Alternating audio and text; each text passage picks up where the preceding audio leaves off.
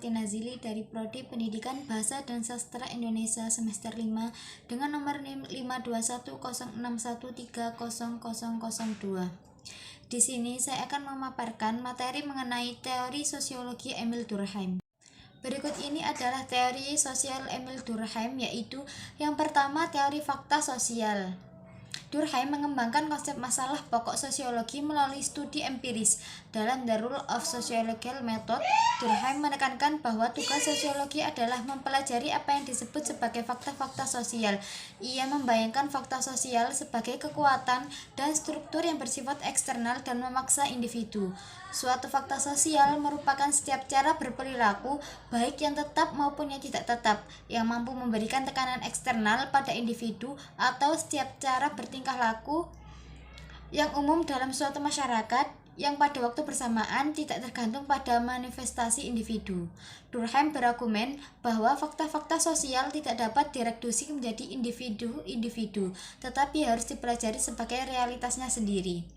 Teori yang kedua yaitu teori solidaritas sosial. Solidaritas menjadi bagian yang penting dalam hubungan antara individu dengan masyarakat.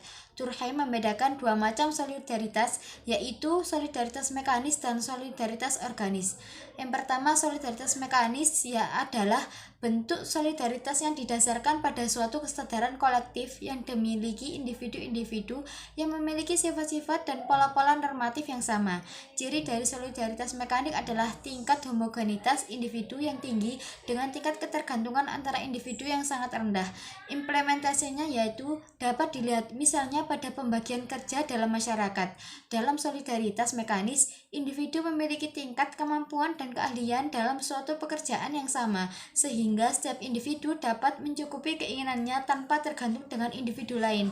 Solidaritas mekanis dibentuk oleh hukum represif atau pelaku suatu kejahatan atau perilaku menyimpang akan terkena hukuman, dan hal itu akan membalas kesadaran kolektif yang dilanggar oleh kejahatan itu.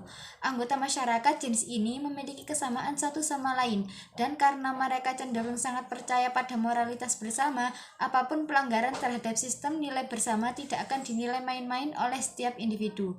Yang kedua adalah solidaritas organis. Seiring dengan perkembangan masyarakat dan terjadi suatu pembagian kerja yang semakin kompleks, solidaritas kemudian berubah menjadi solidaritas organik.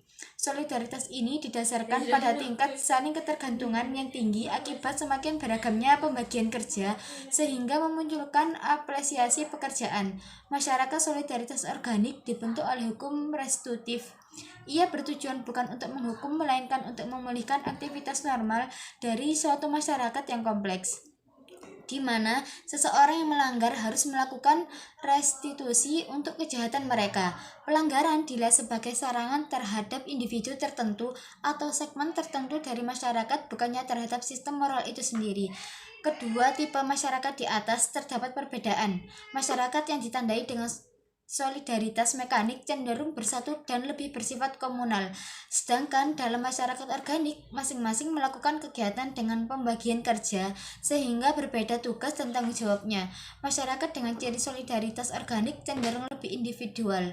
Cukup sekian pemaparan mengenai teori sosial Emil Durkheim, semoga bisa bermanfaat. Saya akhiri, wassalamualaikum warahmatullahi wabarakatuh.